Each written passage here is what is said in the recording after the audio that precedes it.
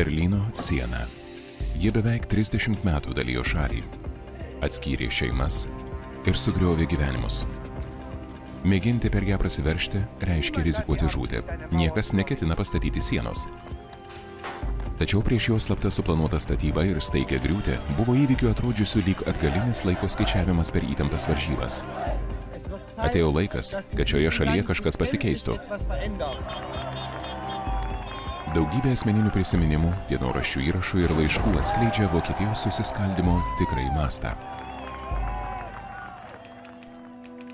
Didingų prisiminimų ir sukakčių metai. 50 metų nuo karo pradžios, 40 metų nuo Vokietijos Federacinės Respublikos ir VDR įkūrimo. 200-osios Prancūzijos revoliucijos metinės. Aš nusistatęs prieš revoliucijas. Tie sumaiščių metai savo kelyje palieka pernelyg daug griuvėsių. Mano dienoraštis vienintelė vieta, kur galiu burnoti ir išlieti tulžį dėl šios neteisėtos valstybės ir jos nepakenčiamų tarnų. Norėčiau keliauti. Pasaulis toks platus. Ir jei mes svečiuojamės vienintelį kartą, kokią teisę turi vyriausybė uždaryti visus gyventojus?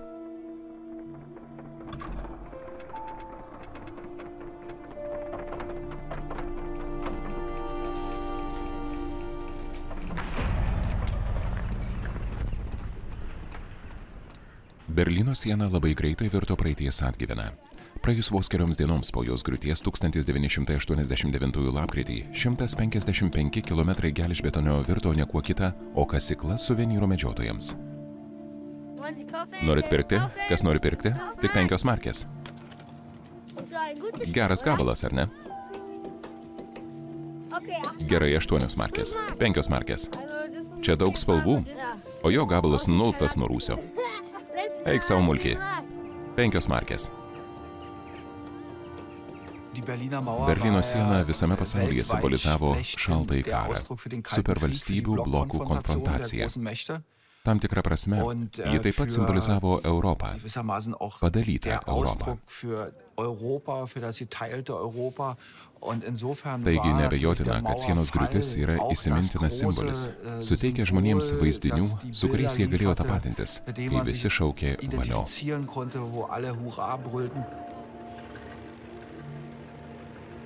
1989 lapkričio 9 rytą beveik niekas dar negalėjo įsivaizduoti, kad po kelių mėnesių Berlyno siena bus pasiųsta į istorijos statybos atliekų sąvartyną.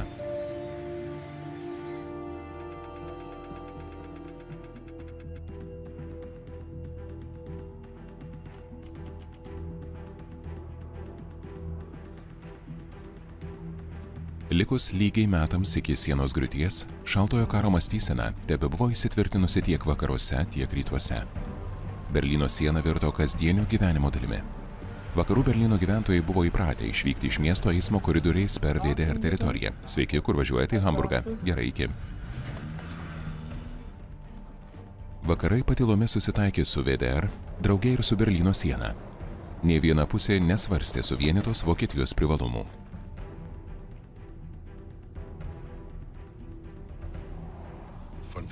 Apie susivienijimą būdavo rėžiama daug kalbų, bet niekas rimtai netikėjo, kad tai gali įvykti. Ir tai išties nebuvo prognozuojama. VDR ekonomika laikyta labai stabilia, suprantama, vertinant rytų bloko terminais. Jokių tikrų pokyčių nesimatė. 9-ojo dešimtmečio pabaigoje Berlyno siena buvo neįveikiama. Šis didžiulis pilkas statinys apėmė keletą užtvarų ir signalizacijų. Vis dėlto mėginimų pabėgti vis dar pasitaikydavo, ir jie dažniausiai pareikalaudavo žmonių gyvybės. Vakarai reaguodavo tūžmingomis antraštėmis ir atsisakydavo skolinti pinigų. VDR pradėjo planuoti aukštosiomis technologijomis ir jautrę mikroelektroniką pagrįstą sienos apsaugos sistemą, turėjusią pakeisti nervingus pasieniečius. Aišku, jie siekė pašalinti žmogiškai veiksnį, niekam nebereikia stebėti. Veiktų elektroninė siena tarsi namo signalizacija nuo įsilaužėlių. Tik šiuo atveju žmonės mėgino paveikti iš namo, o ne į jį įsilaužti.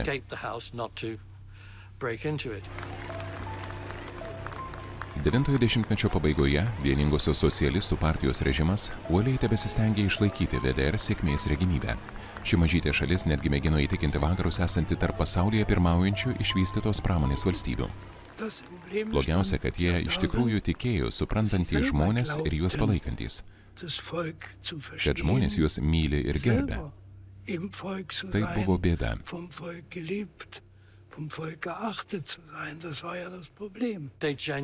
Jie nuoširdžiai tikėjo sukūrę visų geriausią santvarką.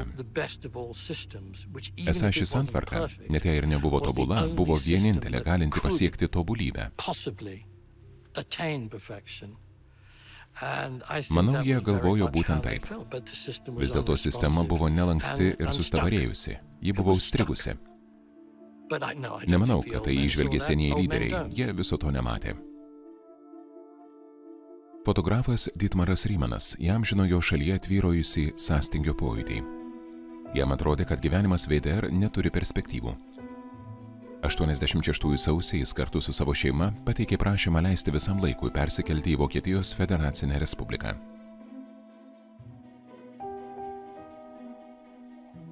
Ir vėl pradedu naują dienoraštį. Rytą praleidau kraudamas anglis.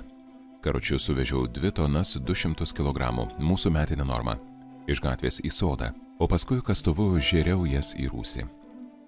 Gauti šio kuro yra sveikintina. Vis dėlto tikiuosi, kad dabar bet kurią dieną galim gauti leidimus išvykti. Aišku, buvau ne pirmasis paprašęs leidimo išvykti. Buvau vienas iš daugybės. Man taip pat buvo aišku, kad tapau rytų Vokietijos valstybės priešu. Būtent tai paskatino mane susimastyti ir padaryti išvadą, kad gyvename visiškoje agonijoje, kad čia nevyksta joks judėjimas. Galimybė teisėtai išvykti iš VDR į vakarus egzistavo nuo 1975-ųjų. Tais metais Erichas Honekeris pasirašė Helsinkio saugumo ir bendradarbiavimo susitarimų baigiamąjį aktą, suteikianti piliečiams teisę į judėjimo laisvę. Štai kodėl mūsų konstitucija sako, kad Vokietijos demokratinė respublika vykdo užsienio politiką, tarnaujančią socializmui, taikai ir saugumui. Iš tikrųjų, 9-ame dešimtmetyje matome smarkiai išaugusi prašymų suteikti leidimą išvykti skaičių. Be abejo, atitinkamai padidėjo išduodamų leidimų skaičius. Vieningosios socialistų partijos režimui tai leido šiek tiek sumažinti spaudimą.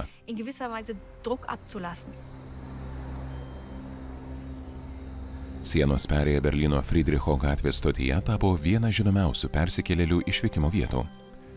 Ji buvo praminta ašarų rūmais. Išvykstantieji į vakarus patirdavo varginančias kvotas, tačiau tai neužkirto kelio vis daugiau žmonių pasinaudoti savo teisę išvykti. 9-ame dešimtmetyje VDR patiriami sunkumai tarėsi vis aiškesni. Suvaržymų, sekimo ir ekonominių nepriteklių derinys vis daugiau žmonių versdavo ištarti: ne, mes su tuo nesitaikstysim.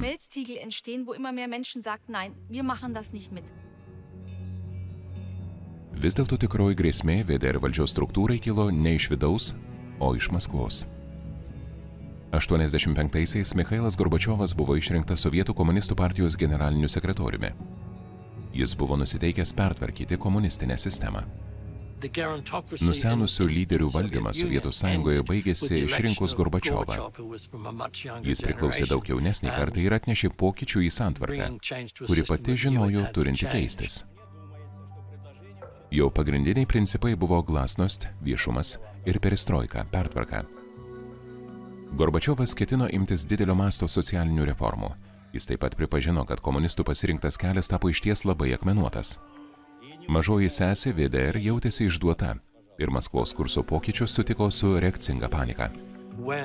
Kai socialistų senoji gvardija suvokė, kas dedasi Rusijoje, jie uždraudė rytų Vokietijoje platinti rusiškus leidinius, nes bijojo, kad šis užkratas gali išplisti.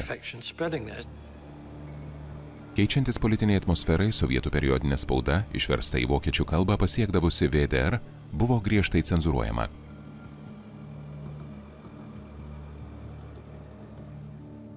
Žurnalistė Ingrid Ebert, gyvenusi Forsto mieste Brandenburgo žemėje, buvo entuziastinga sovietų žurnalo Sputnik skaitytoja. Šis Rusijos tarptautinių naujienų agentūros Novosti leidinys VDR skleidė laisvos spaudos dvelksmą iki 88 lapkričio 18. Sputniką uždraudė. Mokytis iš Sovietų Sąjungos reiškia mokytis pergalės, nors gal ir ne. Buvo užėjęs L. Jis norėjo sužinoti, ką galvojo apie Sputniko draudimą ir kaip vertino politinę padėtį. Man tai pasirodė labai keista. Pasistengiau nukreipti pokalbį kitomis temomis.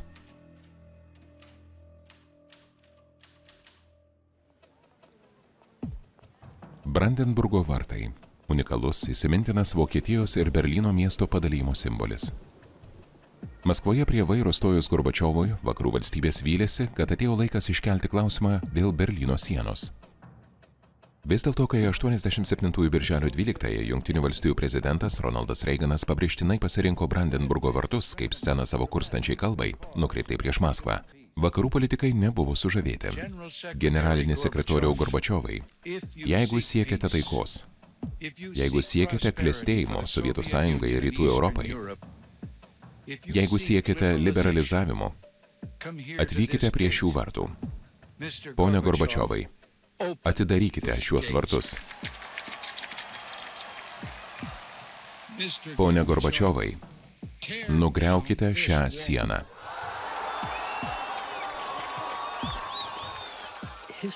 Jo kalba Berlyne buvo nediplomatiška. Ji buvo atvira. Kai kurie žmonės tuo metu manė, kad ji buvo naivi. Ir ko gero, ji tam tikrą prasme tokia buvo. Jis pasisakė kaip berniukas, pamatęs imperatorių nuogą. Jis atvyko ir tarė, ką visa tai reiškia, kodėl visa tai tebevyksta. Vakarų Vokietijos visuomenės dauguma seniai buvo nukreipusi dėmesį į Paryžių, Londoną, Niujorką arba bet kur kitur, tik ne į rytus. Rytai buvo faktiškai išnykę iš politinės darbotvarkės. Praėjus 3 mėnesiams po Reigano kalbos prie Brandenburgo vartų, vieningosios socialistų partijos vadovas Erichas Honeckeris atvyko į Vokietijos federacinę respubliką valstybinio vizito. Laikantis oficialiojo protokolo, kortežą lydėjo tik 7 motociklininkai vietoje įprastų 15. Honeckerio išrikiuota garbės sargyba taip pat buvo menkesnė negu įprasta. Visų pirma pradėta svarstyti, ar Honeckeris turi būti priimtas Bonoje kaip suverenios valstybės vadovas, kokio protokolo turi būti laikomasi. Buvo daug diskutuojama. Ši viešnagė buvo tik pusiau valstybinis vizitas. Oficialiai tai buvo darbo vizitas, nes Vokietijos federacinė respublika nebuvo pripažinusi VDR kaip valstybės. Konstitucijoje padėtis nebuvo aiškiai apibrėžta. Erichas Honeckeris nekreipė dėmesio į protokolo niuansus ir pasinaudojo šiuo vizitu, kad viešai pabrėžtų savo valstybės suverenitetą. Kancleris Helmutas Kolis irgi elgėsi diplomatiškai ir sienos klausimų visiškai nepaminėjo. Gerbiame esamas sienas, bet pageidaujame peržengti nesutarimus taikios sanglaudos priemonėmis ir laisvai.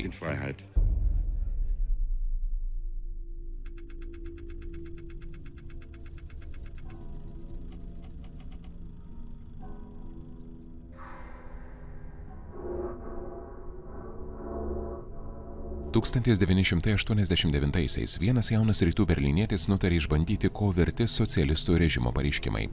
20-metis Chrisas Gefrojus surizikavo ir pamėgino perlipti sieną. Jo likimą nulėmė 10 kulkų.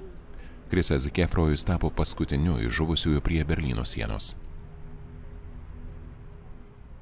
VDR visuomet trokško, kad tarptautinė bendrija ją laikytų nuostabia suverenia valstybe. Tokie šiurpūs įvykiai nederėjo prie šio įvaizdžio ir sulaukdavo blogų žiniasklaidos atsiliepimų. Taigi kažkurio metu socialistų vadovybė pareiškė, tai turi liautis. Tai kuria per daug neigiamų žiniasklaidos atsiliepimų ir jie nebenorės mums skolinti. Tuojau po šio incidento 89 balandžio 28 valstybės saugumo ministras Erichas Milke paskelbė vidinę direktyvą, atšaukiančią įsakymą šaudyti į bėglius. Leiskit man pasakyti, draugai, kai šaudot, turit pasistengti, kad taikinys nepaspruktų. Negalit pleškinti iš ginklų, paleisti 70 kulkų, o jis vis tiek pabėga į vakarus. Ir jie iš to išpučia didžiulį burbulą. Revoliucijos dienomis tai nebuvo itin blogai, bet dabar laikai pasikeitė. Turim prisitaikyti.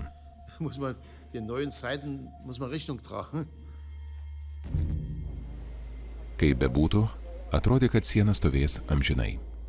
89 pavasarį prašymų išduoti leidimus išvykti skaičius kas mėnesį augo. Pasirinkimas iškeliauti vis dar nebuvo laikomas teisingu. Leidimai buvo suteikiami veikiau kaip malonės aktas. 89 balandį Ingrid Ebert su savo vyru pateikė prašymą leisti apsilankyti vakarų Vokietijoje. Vilfrido motinai gegužę sukaks 70, ji mus pakvietė į Wolfsburgą. Pateikėme prašymą ir turėjom prisistatyti į liaudies policijos rajono skyrių. Tai buvo panašu į tardymą. Kuo užsiimate laisvalaikiu? Ar kolekcionuojate monetas? Kur pasiliks vaikai jums išvykus? Pareigingai atsakėm į visus klausimus. Darėm viską, kad išvengtume neigiamo nusistatymo. Turėjo būti ypatinga proga, gautas iškvietimas. Laiko būdavo skiriama ribotai, bet to reikėdavo prašyti valdžios leidimo išvykti. Atsisakyti išduoti leidimą buvo galima dėl bet kokios priežasties. –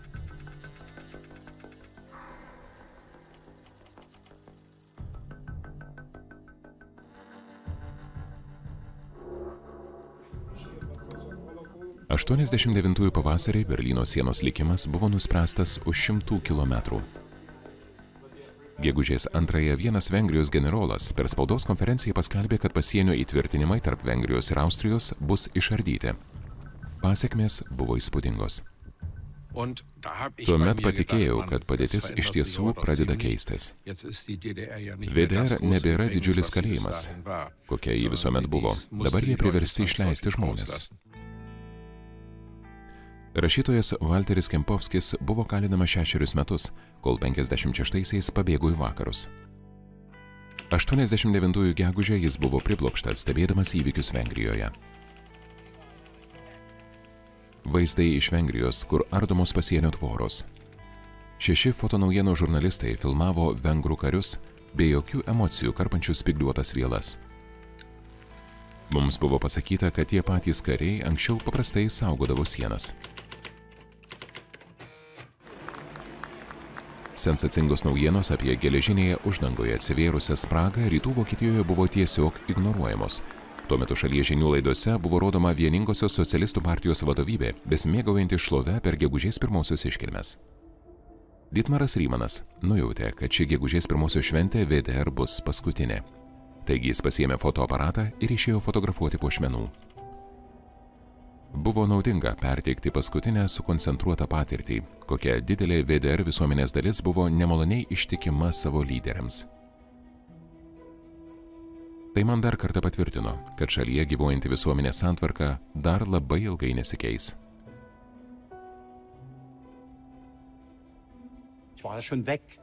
Manęs jau ten nebebuvo. Per 4 metus, kai laukėme leidimo išvykti, viduje lioviausi save laikyti šios šalies piliečių. Tuo metu Ingrid Ebert su savo vyru gavo leidimą aplankyti jo motiną vakarų Vokietijos mieste Wolfsburge. Jie ten atvyko gegužės 7 popietę. Rytų Vokietijoje tą pačią dieną vyko rinkimai.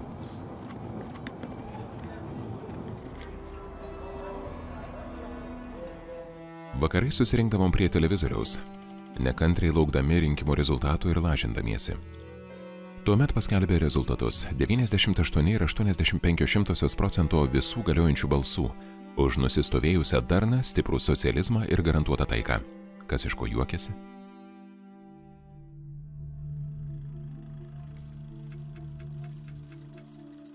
VDR vietos valdžios rinkimai žmonių buvo vadinami balsalapių lankstymu, ciniškai užsimenant, kad balsuojant vienintelis pasirinkimas būdavo taip.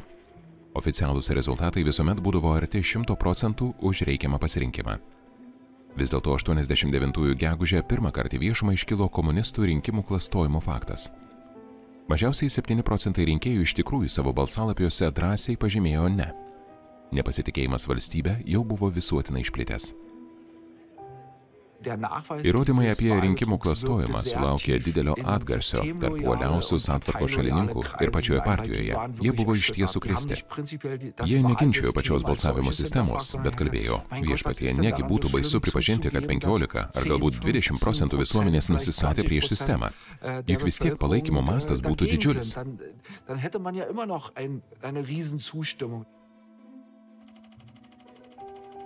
Tai vienur, tai kitur buvo surengiama pavienių protestų, bet šioje veikloje dalyvavo labai mažai žmonių. Aš, nusiteikęs išvykti, labai gerbiau žmonės atvirai reiškusius nepasitenkinimą. Be to į mūsų pašto dėžutę vis dar nieko neįkrito. Šiuo metu mūsų psichologinė padėtis išties beviltiška. Prisimenu, kai prieš paskutinius rinkimus pamačiau prie mūsų namo vieną komunistų draugą. Norėtume paprašyti, kad eitumėt su mumis balsuoti, tarė jis. Taigi paaiškinom jam, kad mes jau ilgiau kaip 3 metus laukiam leidimo išvykti, bet jis vis dar nepatvirtintas. Pasakiau, aišku, kad neisim į jūsų rinkimus. Tuomet jis įsinešdino.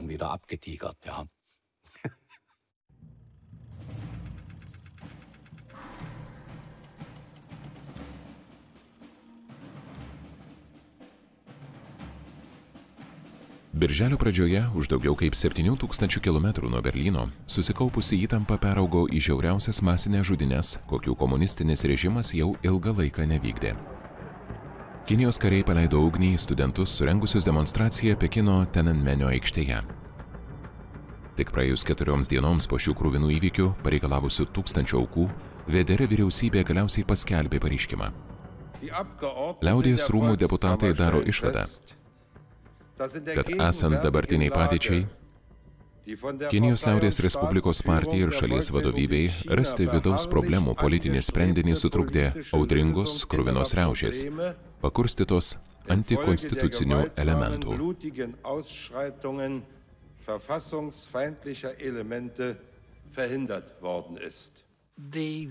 Rytų Vokietijos politinio biuro reakcija į žudynes Tiananmenio aikštėje buvo iš tikrųjų keista.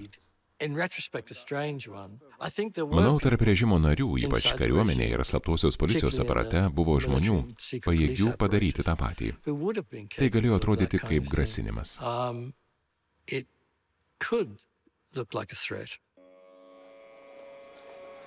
Režimas tebesistengė atrodyti stiprus, taikydamas varžymus ir demonstruodamas jėgą. Vis dėlto Rytų Vokietijos opozicija darėsi vis drąsesnė. VDR nutarė išduoti daugiau leidimų išvykti, kad įtampa sumažėtų. Rezultatas – pateikiamų naujų prašymų leisti išvykti skaičius kas savaitę augo.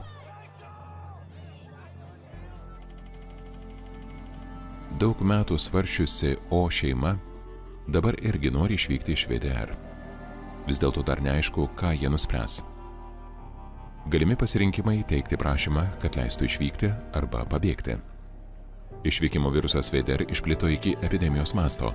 Dabar beveik priartėta prie isterijos ribos ir labai aišku, kad artėjama prie beprotybės. Vengrijoje vis daugiau atostogaujančių rytų vokiečių rinkdavosi prie sienos su Austrija. Kalbėta, kad sieną jau kirto daugiau kaip 20 000 žmonių. Vengrų pasieniečiai tebesiunčia atgal visus, ką įstengia sučiupti, nes Vengrija tebeturi tokią pareigą. Kita vertus, sėkmingi pabėgimai skatina kitus atostogautojus laukti ir žiūrėti, kas bus.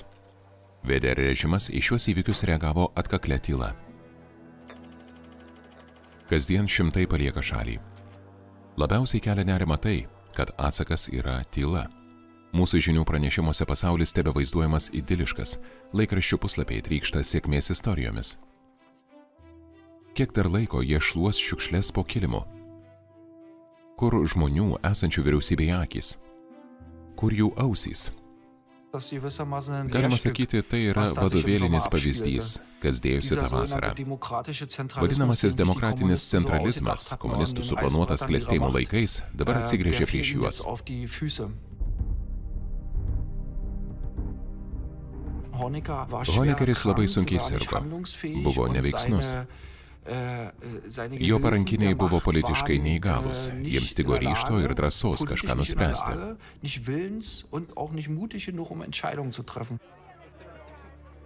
Rugpjūčio 19-ąją daugiau kaip 500 rytų vokiečių masiškai pabėgo per Vengrijos sieną. Reformas palaikančios jėgos Vengrijoje kartu su Pan-Europos sąjunga paskelbė simbolinę pasienio iškylą ir 3 valandoms atidarė Austrijos ir Vengrijos sieną. Visame pasaulyje buvo rodomi jaudinami vaizdai.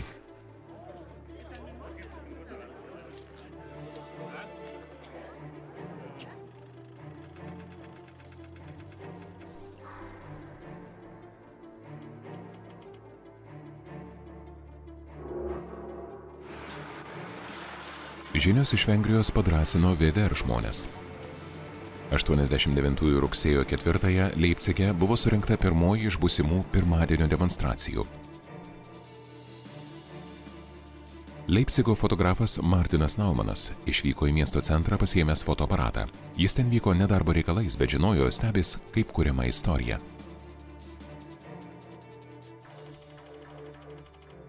Mišios, paskui pamaldos už taiką Šventojo Mikalojaus bažnyčioje. Išėję iš bažnyčios dalyviai laikė iškėlę transparantus su užrašais reikalaujančiais laisvės keliauti ir raginančiais imtis socialinių pokyčių. Jų plakatus suplėšė valstybės saugumo pareigūnai.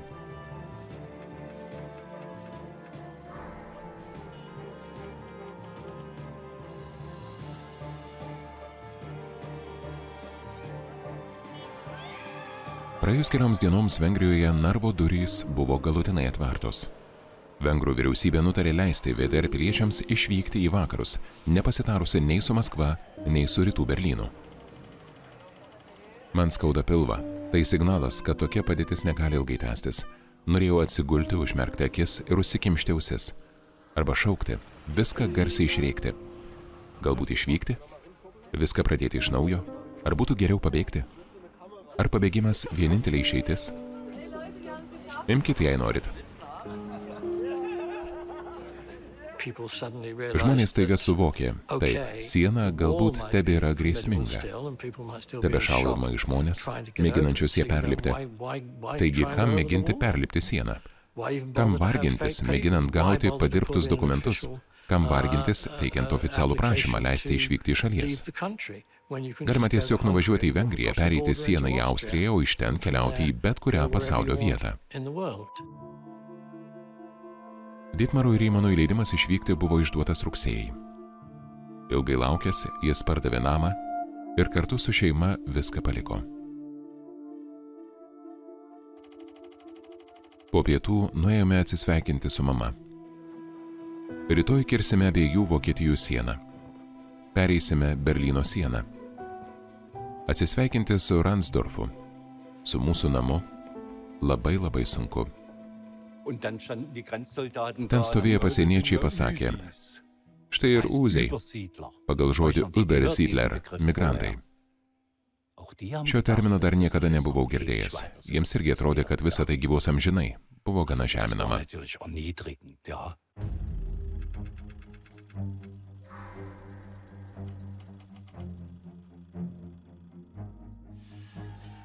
Be Vengrijos sienos kirtimo atsirado nauja galimybė pasiprašyti prieglobsčio vakarų Vokietijos ambasadose Varšuvoje, Budapešte arba Prahoje.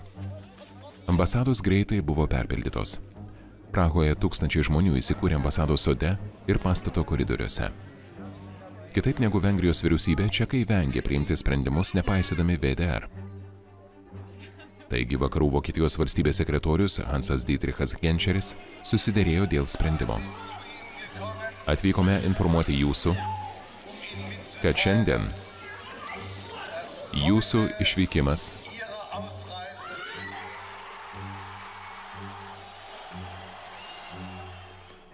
Šešios valandos 14 minučių ryto.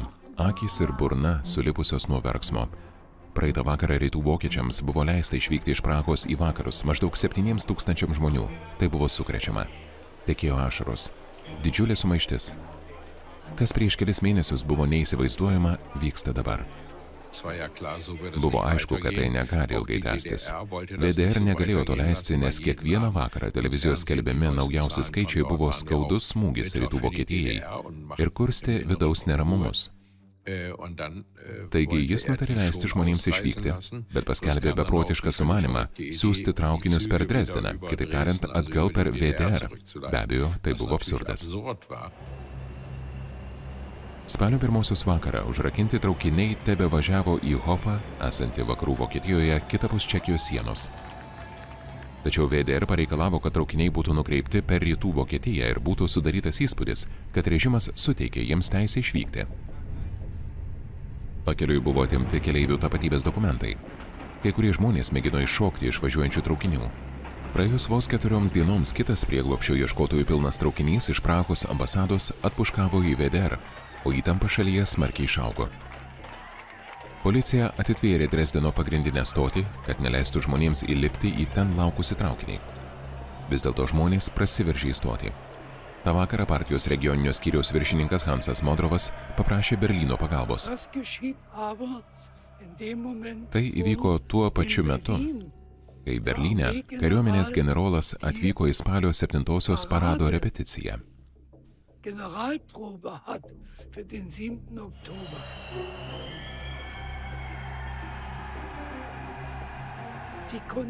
Jie negalėjo suprasti, kodėl nerimauju.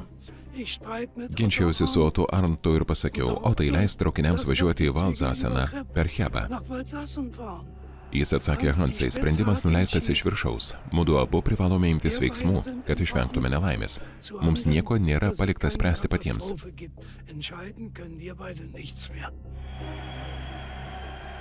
Tuo metu Dresdene buvo svaidomi akmenys. Policija panaudojo vandens patranką, bet nesiėmė riaušių malšinti smurtu.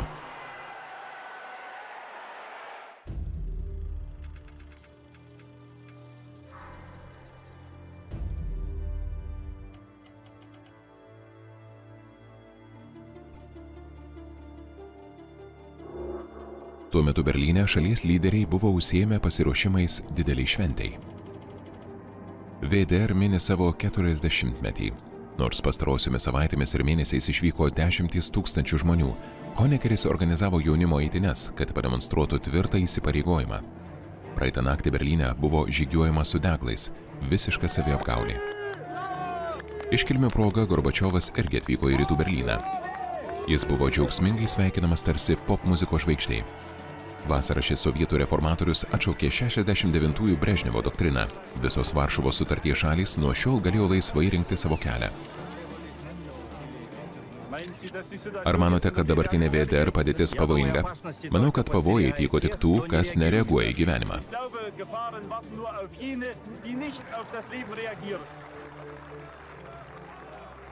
Nuo rugsėjo pabaigos vieningosios socialistų partijos vadovas Honeckeris vėl grįžo prie valstybės vairo ir demonstratyviai rodė savo valdžią. Tačiau jis jautėsi esąs išduotas Gorbačiovo.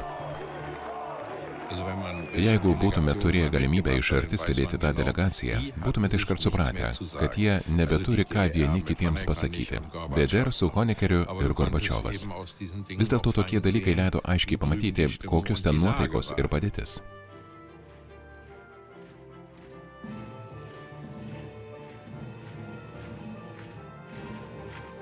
Tuomet atėjo VDR 40-osios metinės, spalio 7-osios vaidinimas.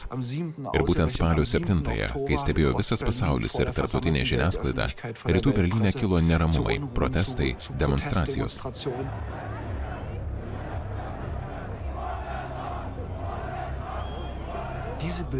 Šie vaizdai, kitaip nei kitais atvejais, iškart pasklido po pasaulį. Neramumai vyko ne vien rytų Berlyne. Dar 50 kitų rytų Vokietijos miestų spalio 7-ąją kilo protestų prieš komunistų režimą banga. Prie Šventojo Mikalojaus bažnyčios visiškai jaunučiai riaušių policininkai stovė akis į akį su protestuotojais. Šie bandė juos kalbinti, kodėl jūs čia. Policininkai aiškiai jautėsi nepatogiai. Matėsi, kad jie išsigandę. Negalėjau gerą valią to tęsti. Buvau ten pasiųstas šaudyti ašarinių dujų kanistrų, taigi pasakiau savo būriui, kad negaliu patikimai atlikti savo pareigos, nes neįstengsiu to morališkai suderinti su savo sąžine.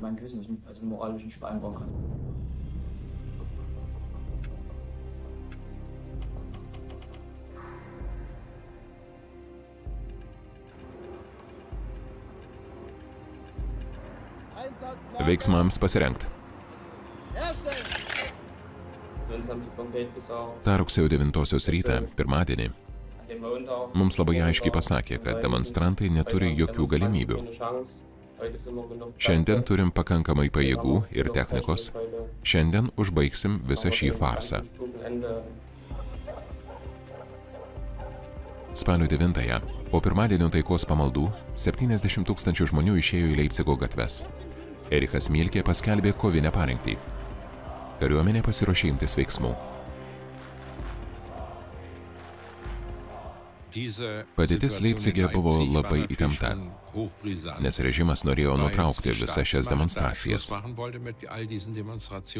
Į Markkleebergą buvo nutarta pasiųsti riaušių policiją, draugovininkus ir nacionalinę liaudies armiją. Tačiau draugovininkai netgi nesusirinko, o kai riaušių policininkams mėgino išdalyti šaudmenis, jie pareiškė, mes jų neimsim, neketinam šaudyti į savo žmones. Spalio 9 buvo posūkio taškas, režimas nesikišo. Minia skandavo savo vienijantį šūkį, mes esame žmonės. Prie eitynių prisidėjo netgi policininkai. Kalbama, kad Leipcige vakar į demonstraciją buvo susirinkę 70 000 žmonių, nepaprasta. Minioje tvyrojo tyla. Dabar tolumoje pasigirdo triukšmas. Tai skanduojama vienu balsu, tai įsigali spengianti tyla. Jausmas lyg po antskrydžio, traškasi jos tolimi šūksniai. Kažkaip visi, kam tai rūpėjo, suprato, kad dabar, kadangi Kinijos korta nebuvo ir nebus sulaužta, turi atsitikti kažkas kita.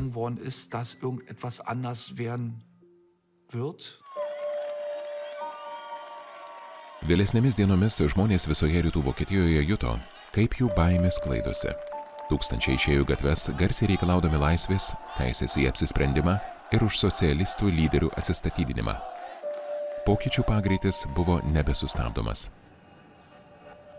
Spalio 18-ąją vieningoji socialistų partija Berlyne sureagavo ir pašalino iš valdžios Erichą Honeckerį. Jį pakeitęs Egonas Krentzas paskelbė ketinas reformuoti VDR. Tačiau žmonės tuo nepatikėjo. 89 lapkričio 4-ąją Berlynas tapo didžiausios demonstracijos per VDR istoriją scena. Valstybės saugumas labai nerimavo.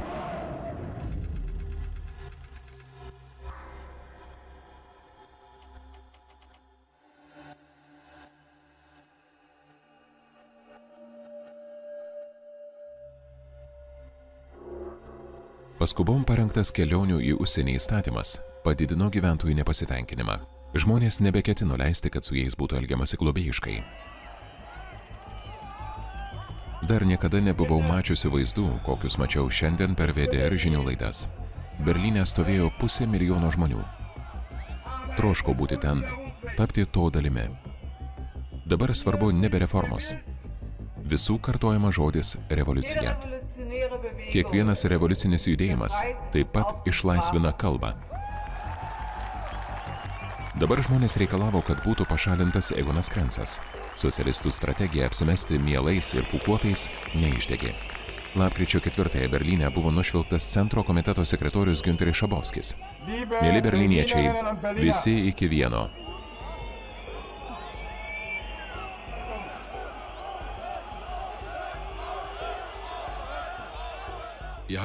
Susitikom su Schabowskiu. Jis pasakė, tarp kitko, ketinam paskelbti judėjimo laisvę. Tada paklausiau, ar žinot, ką tai reiškia jūsų šaliai? Jis pareiškė manas, kad išvyks apie 150 000 žmonių ir tuo viskas baigsis. Tada pradėjom klausinėti, kokio jie ėmėsi praktinio pasirinkimo. Jie nieko nesiėmė.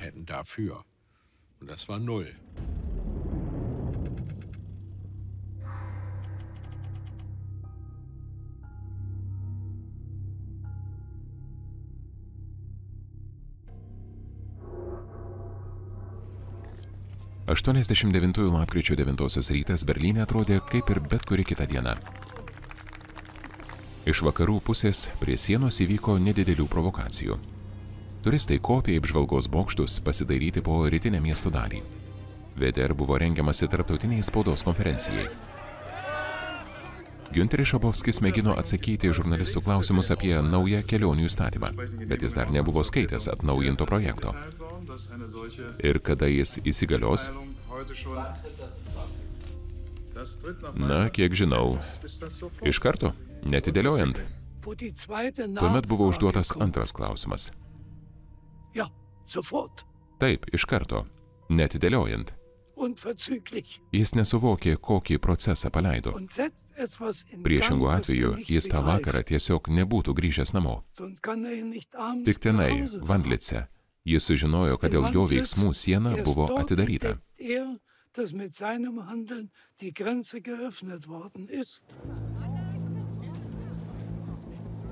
Tuojau po to vakaro žinių laidos žmonės pradėjo plūsti prie sienos perėjų. Bornholmo aikštėje keli tūkstančiai žmonių reikalavo, kad jiems būtų leista pereiti į vakarų Berlyną. Tačiau policininkai aiškino, kad jiems reikia vizų. Neįmanoma čia ir dabar suteikti jums leidimą palikti šalį. Tai pasityčiojimas iš visų. Būčiau galėjęs tiesiog likti namie lovoje. Ne to čia atėjau, tokia mano nuomonė, absurdiška.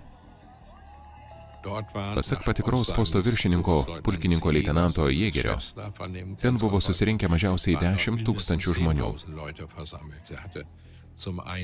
Jie bijojo dėl savo užtvarų, nes tokia didžiulė minia galėjo viską sugriauti. Be to jis buvo suirzęs, nes paskambino į Valstybės saugumo ministeriją ir negavo jokio naudingo atsakymo. Visi šventė, ar buvo dar kažko užsiėmę. Galiausiai įtampa taip smarkiai išaugo, kad jis pagalvojo, jog geriau būtų atidaryti vartus. Jis pasakė, dabar prasidės tvanas. 11:30 Bornholmo gatvėje siena buvo atidaryta. Visos patikros buvo sustabdytos. Žmonės tiesiog ėjo į vakarų Berlyną.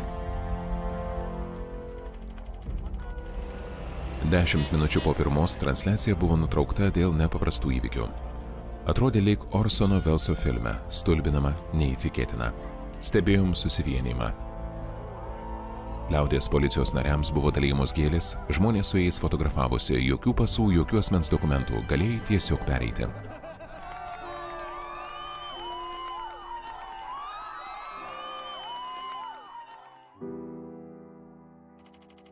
Audringa diena. Dramatiški vaizdai liaudies policijos skyriuose. Prie Valstybinio banko ilgai eilė žmonių laukiančių įsikeisti 15 ostmarkių į 15 vakarų Vokietijos markių kelionę į vakarus. Išnaudojau visą savo fotojuostas.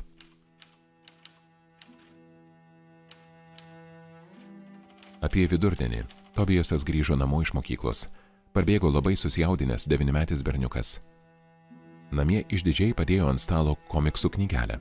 Iš vakarų pasakys, siena pralaužta. Neįtikėtina.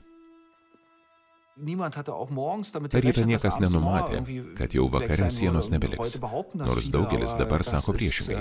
Tačiau istorija visuomet tokia. Po laiko atsiranda daug pranašų. Ta rytą atsibudau ir nulipau žemyn nusipirkti laikraščio ir jame viskas buvo išklota, kaip žmonės plūsta per Berlyno sieną. Buvo praėjusios jau 2 savaitės, kai Dietmaras Rymanas su savo šeima apsigyveno viename Bavarijos miestelyje.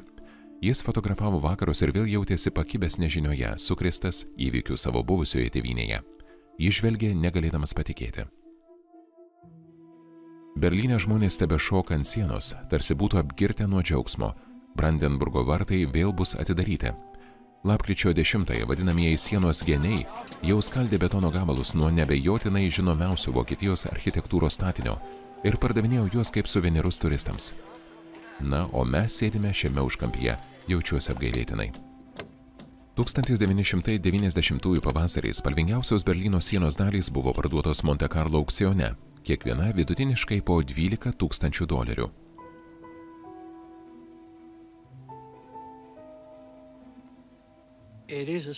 Stulbinama, kaip šis rimtas ir pražūtį nešęs inžinerijos kūrinys, pareikalavęs daugybės medžiagų, žmonių darbo ir 28 metus kėlęs didžiulės kančias žmonėms, staiga buvo nuvertintas iki kičo, savotiško komercinio produkto. Tai pamoka, kaip greitai žmonės sugeba užmiršti, kadaise atrodžiusius visą nustelbiančius, nepaprastai bauginamus dalykus. Per vieną naktį pasaulis pasikeitė.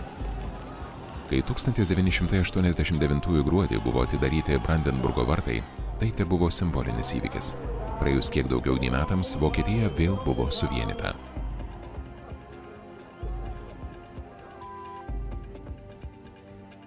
Tekstą vertė Raimondas Šiuplys, skaitė Marijus Žiedas, įgarsinta LRT.